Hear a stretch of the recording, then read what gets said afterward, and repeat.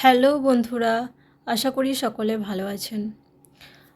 আজ আমরা জানব যে প্রথম ধাপে বাচ্চাদের কোন কোন টপিক আমরা শেখাবো।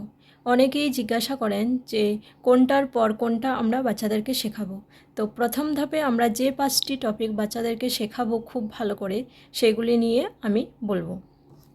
প্রথমে আমরা শেখাবো লেটার্স নেম, অর্থাৎ লেটারগুলির নাম।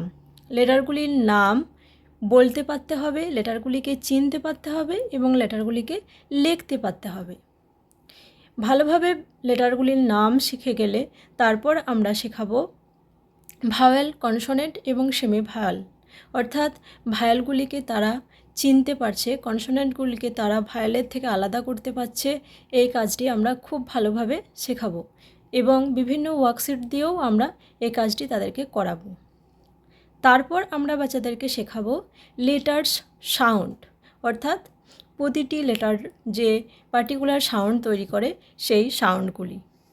লেটার সাউন্ড শেখার পর আমরা বাচ্চাদেরকে ভিসি ওয়ার্ডস অর্থাৎ ব্লেন্ডিং শেখাবো। এখানে দুটি লেটার কিভাবে ব্লেন্ড করে বা মিলিত হয়ে একটি সাউন্ড তৈরি করে সেটি আমরা শেখাবো।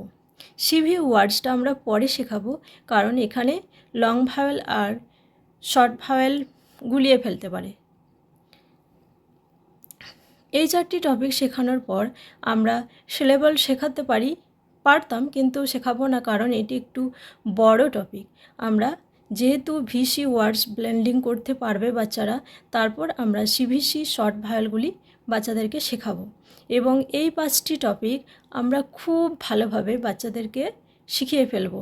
তখন বাচ্চারা সিভিসি ওয়ার্ডস যখন শিখে যাবে, তো বাচ্চারা কিন্তু ওয়ার্ডগুলো পড়তে পারবে, কিছু কিছু সেন্টেন্সও পড়তে পারবে যদি তারা ভিসি ওয়ার্ডসে সাইড ওয়ার্ড বা ট্রিকি ওয়ার্ডসগুলো শিখে ফেলে।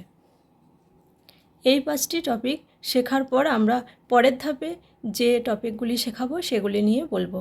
আজ তাহলে এই পর্যন্ত, পরবর্তীতে দেখা হবে নতুন একটি ভিডিও নিয়ে। ততক্ষণ সাথে থাকুন, ভালো থাকুন।